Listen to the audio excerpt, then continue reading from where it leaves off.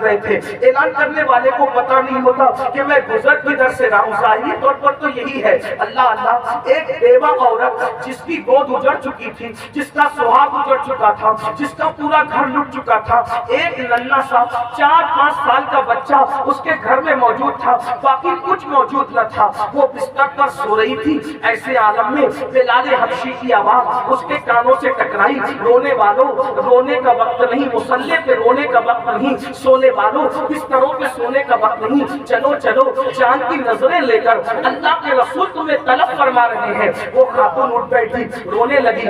یا اللہ، کیسا امتحان ہے.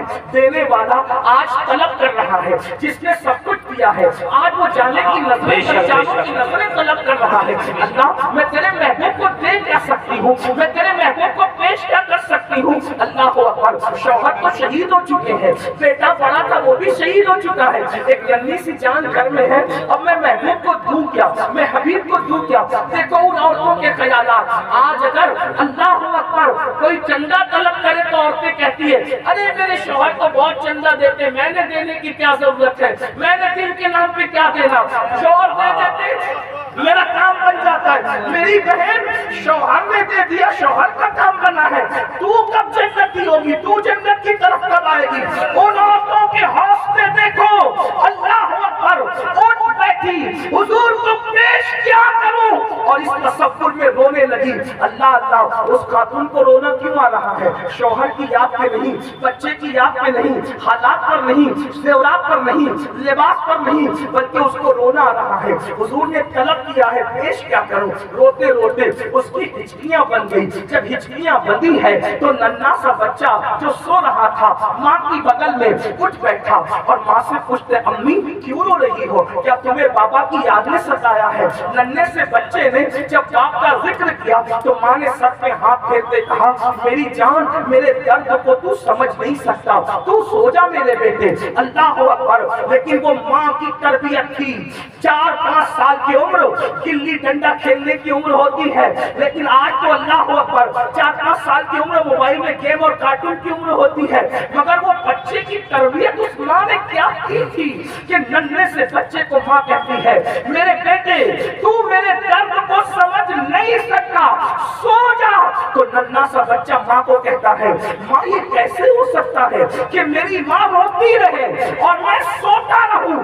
ماں میں نہیں سو سکتا جب تک کہ تم روتی رہو. بتاؤ نا امی تمہارا درد کیا ہے، تمہاری تکلیف کیا ہے، تم کیوں رو رہی ہو؟ اللہ اکبر.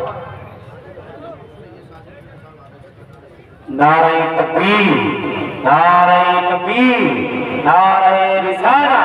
مذہب اسلام، مذہب اسلام، مسلک اعلی حضرت، فیضان اعلی حضرت، اصلاح معاشرہ کانفرنس، جشن دستار بندی، مدرسہ جمال مصطفیٰ کے رسول حضور سید ساجد میاں صاحب قبلہ، سادات ٹانڈا شریف، سادات ٹانڈا شریف، سادات ٹانڈا شریف، حضور سید ساجد میاں صاحب قبلہ، حضور سید علی القادری صاحب قبلہ، حضور سید سلیم میاں صاحب قبلہ، حضور سید سلمان میاں صاحب قبلہ. اب آپ بیٹھ جائیں، آپ لوگ بیٹھ جائیں، اسی طرح سے بیٹھ جائیں. آپ بیٹھ جائیں، بیٹھ جائیں. ایک بار درود شریف پڑھنے سب لوگ مل کے بلند آواز سے.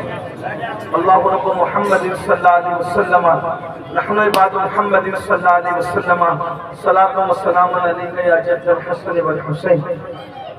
سید ساجد میاں صاحب کا استقبال ہے. حضرت تشریف لائیں. حضرت کا مرحبا کہا جاتا ہے. دعا کرتے ہیں اللہ ان سادات کا سر ہمارے سروں پہ دراز فرمائے. ایک بار بلند آواز سے درود شریف پڑھنے آپ. اللہ رب محمد صلی اللہ علیہ وسلم، نحن عباد محمد صلی اللہ علیہ وسلم، صلاۃ و سلام علیک یا جد الحسن والحسین. تو اس ننھے سے بچے نے کہا ماں میں کیسے سو سکتا ہوں اگر تم روتی ہو؟ تمہیں بتانا ہوگا کہ تم کیوں رو رہی ہو. تو ماں نے کہا بیٹا میرے رونے کی وجہ یہ ہے، میرے رونے کی وجہ یہ ہے کہ اللہ کے رسول علیہ السلام کا منادی بلال حبشی یہاں سے اعلان کرتے گئے ہیں کہ اللہ کے رسول نے جانوں کی نظر لے کر تمہیں یاد فرمایا.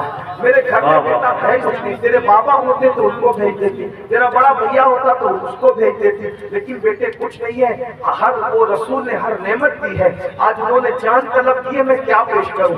ننھے سے بچے نے کہا ماں اس کے رونے کی کیا بات ہے، فکر کرنے کی کیا بات ہے؟ اگر تیرے پاس کوئی جوان بیٹا نہیں ماں میں تو ہوں نا ماں، مجھے اللہ کے رسول کے قدموں پہ قربان کر دو، میں حضور کے قدموں پہ قربان ہونے کے لیے تیار ہوں، میں آقا کے قدموں پہ قربان ہونے کے لیے تیار ہوں۔ دیکھو ننھا سا 4-5 سال کا بچہ جس کو شعور کیا ہوتا ہے کھلونے کے علاوہ، کھانے کے علاوہ، پینے کے علاوہ، کھیلنے کے علاوہ، لیکن اس ماں کی تربیت کیسے تھی کہ ننھا سا بچہ کہتا ہے ماں مجھے حضور کے قدموں پہ قربان کرو، میں قربان ہونے کے لیے تیار ہوں۔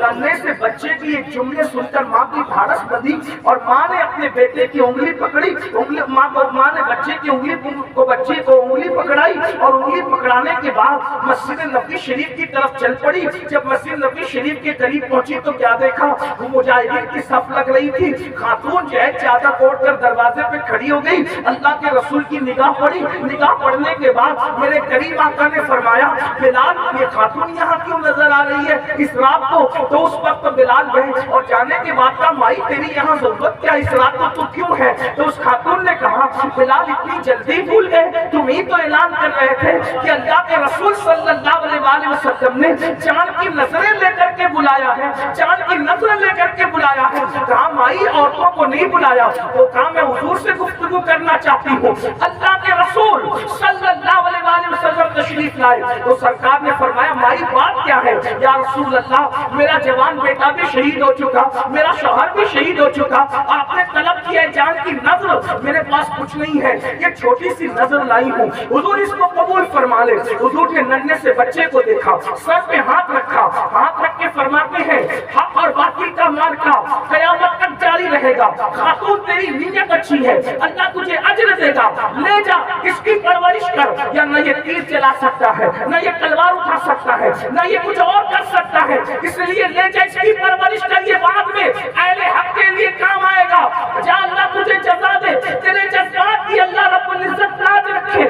دعا دیتے ہوئے رخصت کیا، جیسے ہی خاتون پلٹنے لگی اس کے ننھے سے بچے نے ماں کا ہاتھ چھڑایا اور ہاتھ چھڑا کر رسول اللہ کا دامن پکڑ کے کہتا ہے یا رسول اللہ صلی اللہ علیہ وسلم میرے ماں باپ آپ پہ قربان آقا، یا رسول اللہ میرے ماں باپ آپ پہ قربان آقا۔ میری ماں تو سوتے وقت مجھے روزانہ یہ سبق سناتی ہے کہ بیٹا اپنے نبی کا در وہ در ہے جہاں سے کوئی بھی خالی ہاتھ نہیں جاتا، یا رسول اللہ جب کوئی خالی نہیں جاتا تو میں خالی کیسے جا سکتا ہوں؟ حضور میں مانتا ہوں کہ میں کچھ نہیں کر سکتا، لیکن یا رسول اللہ آپ پر آنے والے تیروں کو میں اپنے سینے پر تو لے سکتا ہوں، نالین پر آنے والے غبار کو میں اپنے سینے پہ تو لے سکتا ہوں۔